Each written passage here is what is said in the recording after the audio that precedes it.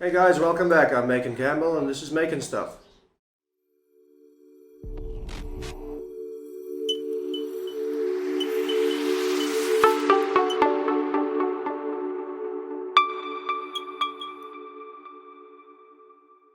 So the project I'm going to attempt today is actually something that I've been planning for a couple of months now, ever since I picked up this bolt that I mentioned in my last video. This bolt is also the actual reason I built the pair of tongs from last week, as well as the forge from the week before.